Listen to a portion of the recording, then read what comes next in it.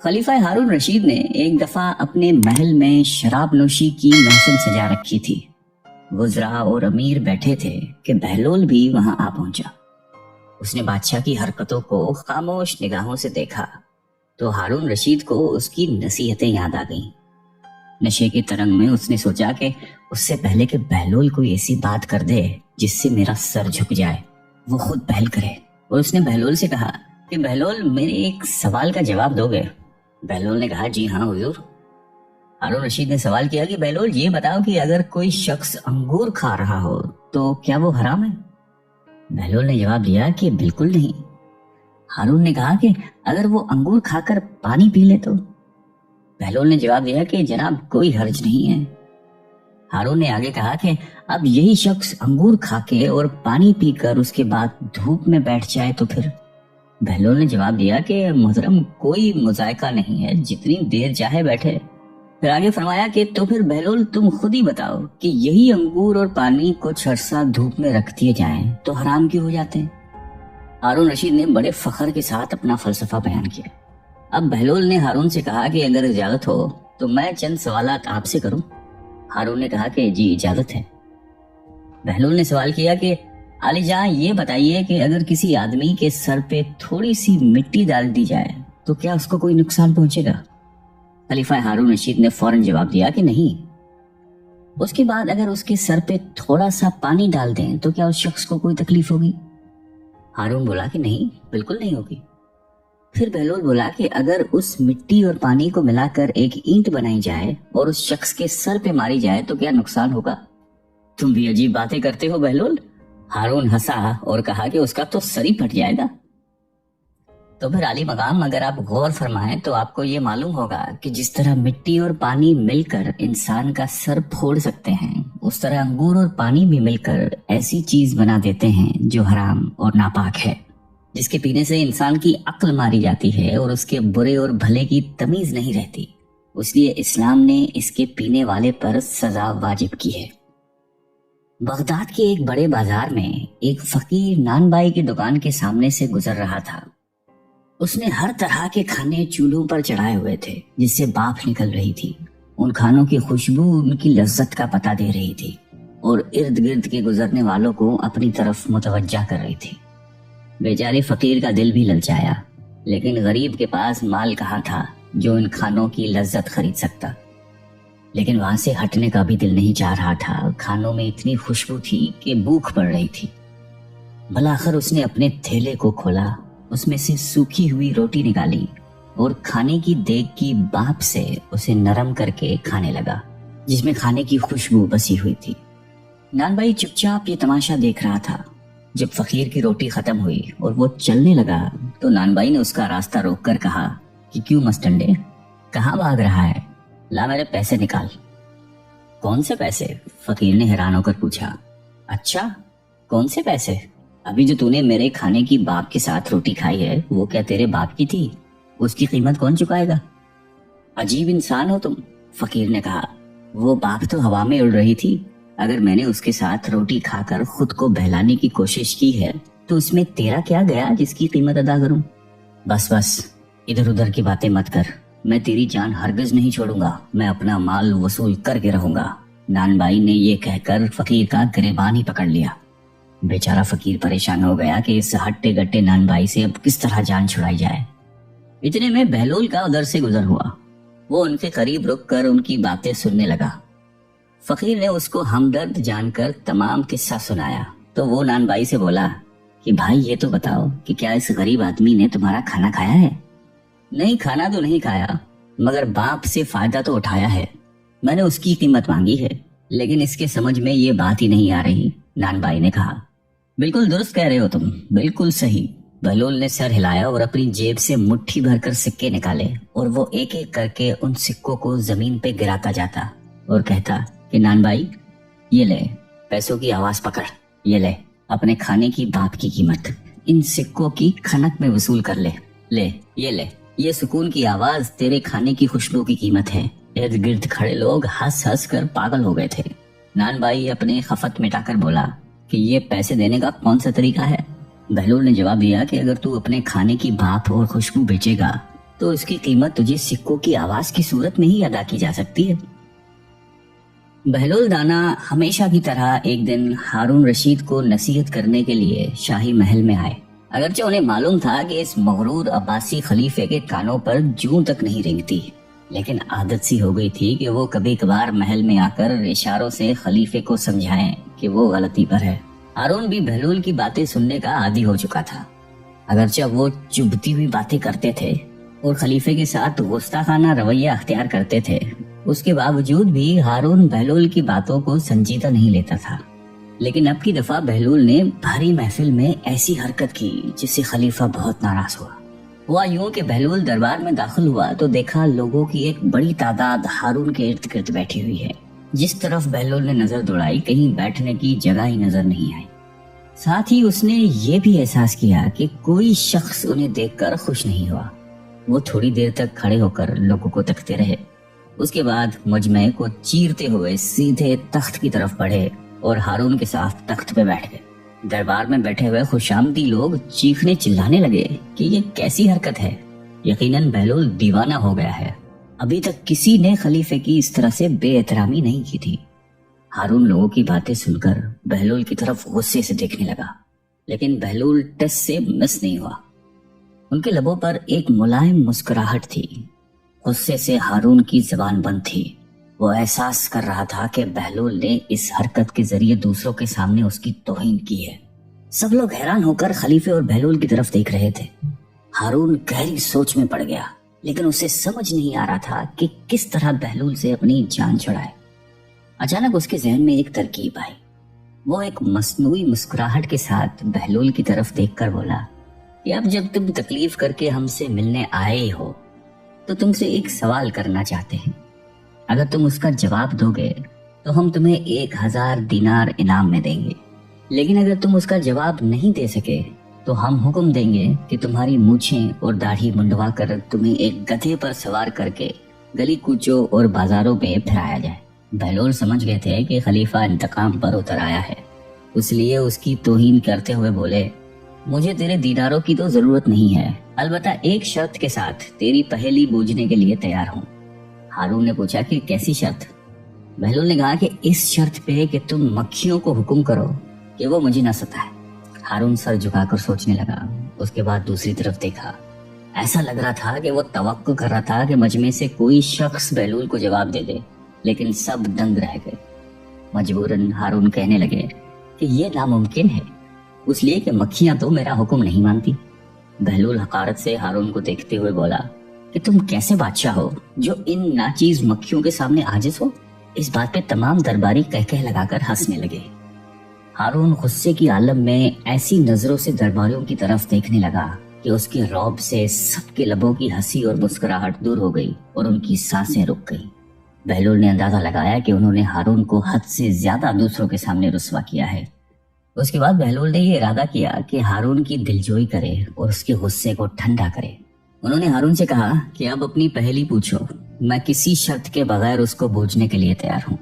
हारून ने कहा कि अगर तुम नहीं बता सके तो वही सजा दूंगा जो मैंने पहले कही थी।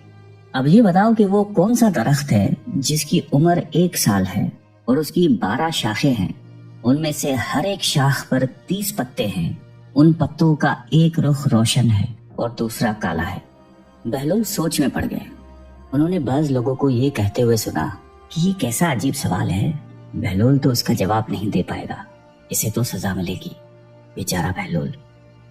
खलीफा हारून रशीद फातहाना अंदाज में मुस्कुराते हुए बोले कि अगर पहली का जवाब नहीं दे सकते हो तो देर मत करो और सजा के लिए तैयार हो जाओ। उसने कारिंदों को हुक्म दिया कि बहलोल की मूंछ और दाढ़ी मुंडवा कर गली कोचों और बाजारों में फहराएं। बहलोल खलीफा की बात काटते हुए बोला कि ये दरख्त साल है, 12 टहनियां उसके 12 महीने हैं और 30-30 पत्ते महीने के दिन हैं, जिनका उजला रुख दिन का और काला रुख रात का है। जवाब सुनकर मजमे में शाबाश शाबाश की आवाजें गूंजने लगी। सब खुश होकर बहलोल को दाद देने लगे, लेकिन हारून खामोश रहा। उनका मुंह लटक गया था और उसके चेहरे पर शिकस्त के आसार नुमाया हो गए थे। खलीफा हारून रशीद की बीवी जुबैदा खातून एक नेक और पारसा औरत थी।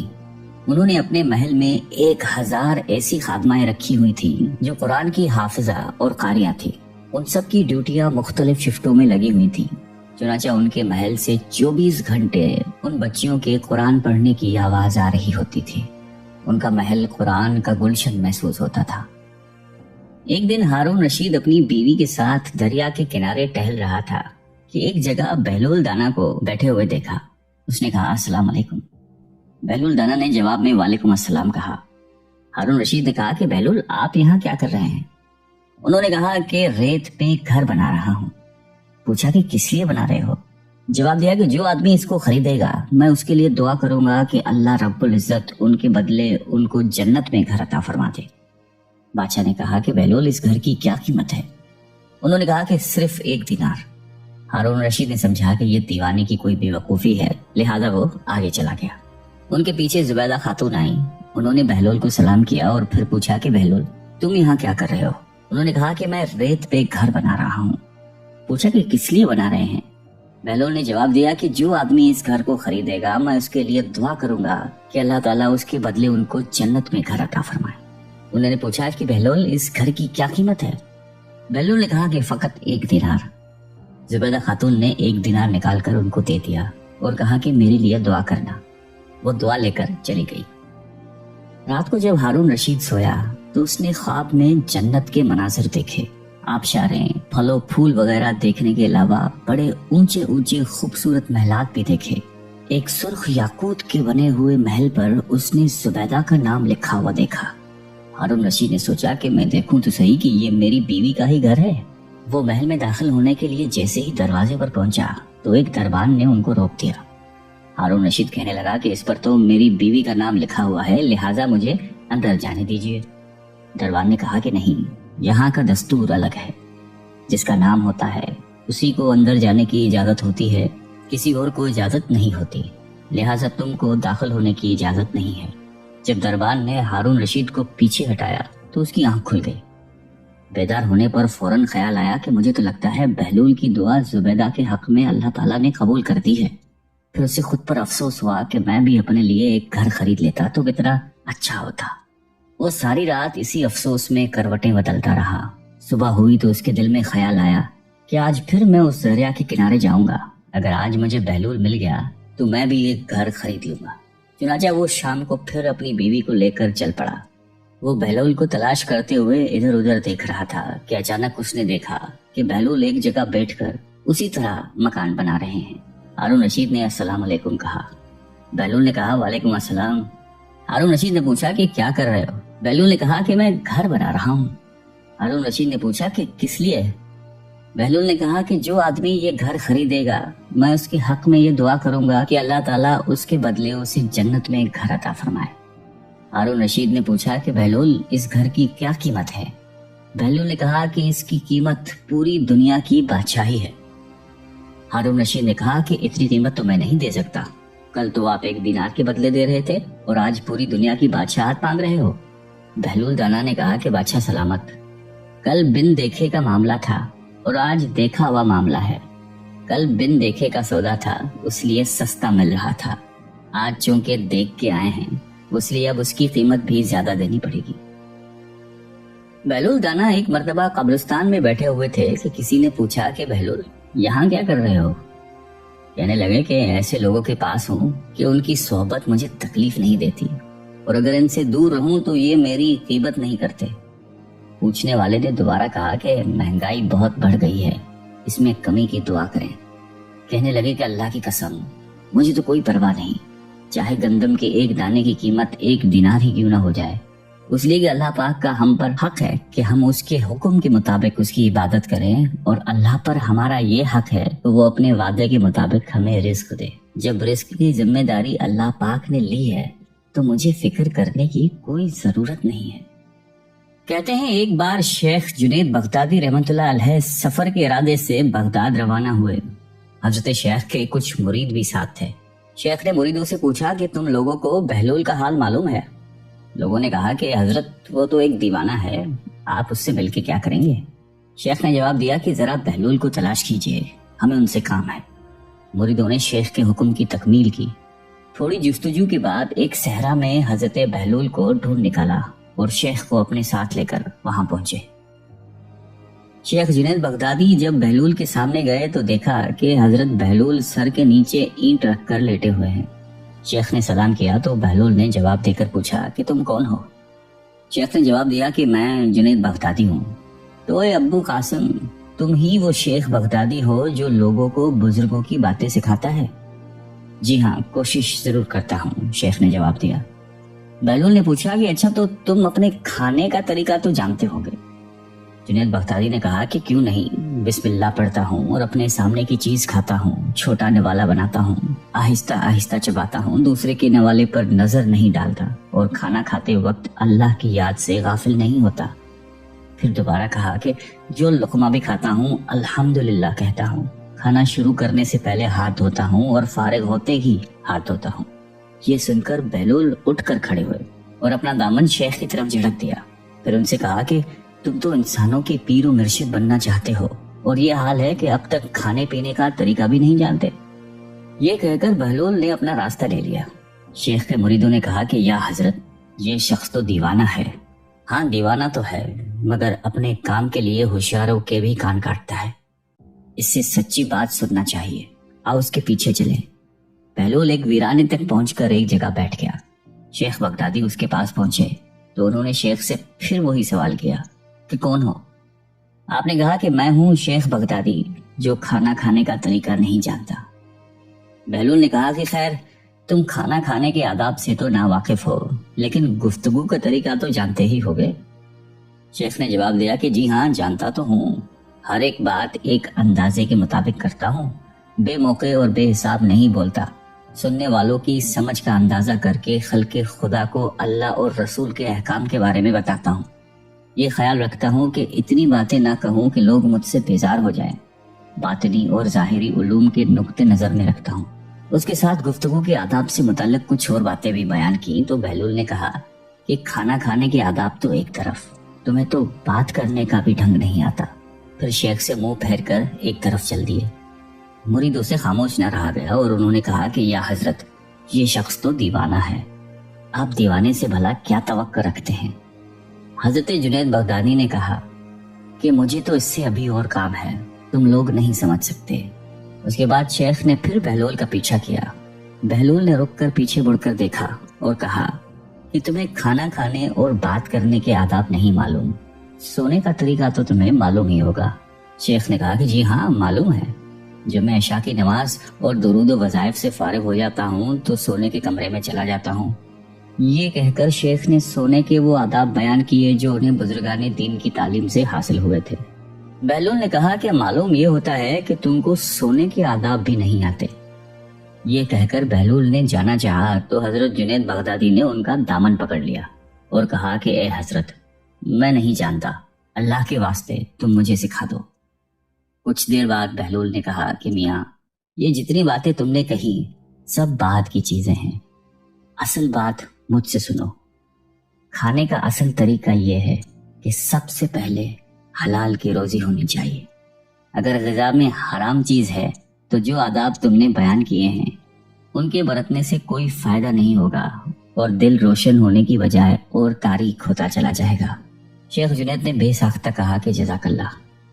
پھر بہلول نے بتایا کہ گفتگو کرتے وقت بھی سب سے پہلے دل کا پاک اور نیت کا صاف ہونا ضروری ہے، اور اس کا بھی خیال رہے کہ جو بات کہی جائے اللہ کی رضامندی کے لیے ہو۔ اگر کوئی دنیاوی لگاؤ کی فضول قسم کی بات ہو تو خواہ تم کتنے ہی اچھے الفاظ میں کہو، تمہارے لیے وبال بن جائے گی۔ اس لیے ایسے کلام سے خاموشی بہتر ہے۔ اسی طرح سونے کے متعلق جو تم نے مجھ سے کہا وہ بھی اصل مقصود نہیں ہے۔ اصل بات یہ ہے کہ جب تم سونے لگو تو تمہارا دل بغض، کینے اور حسد سے خالی ہو، تمہارے دل میں دنیا اور مال دنیا کی محبت نہ ہو، اور نیند آنے تک اللہ کے ذکر میں مشغول رہو۔ حضرت بہلول دانا کی بات ختم ہوتی ہی حضرت جنید بغدادی نے ان کے ہاتھوں کو بوسہ دیا اور ان کے لیے دعا کی۔ حضرت جنید بغدادی کے مرید یہ منظر دیکھ کر حیران رہ گئے۔ انہیں اپنی غلطی کا احساس ہوا اور یہ بات ان کے سمجھ میں آ گئی کہ ہر شخص کو چاہیے کہ وہ جو بات نہ جانتا ہو اسے سیکھنے میں ذرا بھی نہ شرمائے۔ ایک بار جناب بہلول دانا کسی نخلستان میں تشریف رکھتے تھے۔ ایک تاجر کا وہاں سے گزر ہوا، وہ آپ کے پاس آیا، سلام کر کے سامنے بیٹھ گیا اور انتہائی ادب سے گزارش کی کہ حضور تجارت کی کون سی ایسی چیز خریدوں جس میں نفع ہو۔ بہلول نے فرمایا کہ کالا کپڑا خرید لو۔ تاجر نے شکریہ ادا کیا اور الٹے قدموں واپس چلا گیا۔ جا کر اس نے علاقے میں دستیاب تمام کالا کپڑا خرید لیا۔ کچھ دنوں بعد شہر کا بہت بڑا آدمی انتقال کر گیا۔ ماتمی لباس کے لیے سارا شہر کالے کپڑے کی تلاش میں نکلا ہوا تھا۔ اب کپڑا سارا اس تاجر کے پاس ذخیرہ تھا۔ اس نے منہ مانگے داموں پر فروخت کیا اور اتنا نفع کمایا کہ جتنا ساری زندگی نہیں کمایا تھا، اور بہت ہی امیر و کبیر ہو گیا۔ کچھ عرصے بعد وہ گھوڑے پر سوار کہیں سے گزرا۔ جناب بہلول وہاں تشریف رکھتے تھے۔ وہ وہیں گھوڑے پر بیٹھے بولا، او دیوانے، اب کی بار کیا لوں؟ بہلول نے فرمایا کہ تربوزے لے لو۔ وہ بھاگا بھاگا گیا اور ساری دولت سے پورے ملک کے جتنے تربوزے تھے وہ خرید کے ذخیرہ کر لیے۔ ایک ہی ہفتے میں سب خراب ہو گئے اور وہ کوڑی کوڑی کو محتاج ہو گیا۔ اسی خستہ حالی میں گھومتے پھرتے پھر ان کی ملاقات بہلول سے ہوئی تو انہوں نے کہا کہ یہ آپ نے میرے ساتھ کیا کیا ہے؟ جناب بہلول نے فرمایا کہ میں نے نہیں، تیرے لہجوں اور الفاظوں نے سب کیا ہے۔ جب تو نے ادب سے پوچھا تو مالا مال ہو گیا، جب گستاخی سے پوچھا تو کنگال ہو گیا۔ اس کو کہتے ہیں با ادب با نصیب، بے ادب بے نصیب۔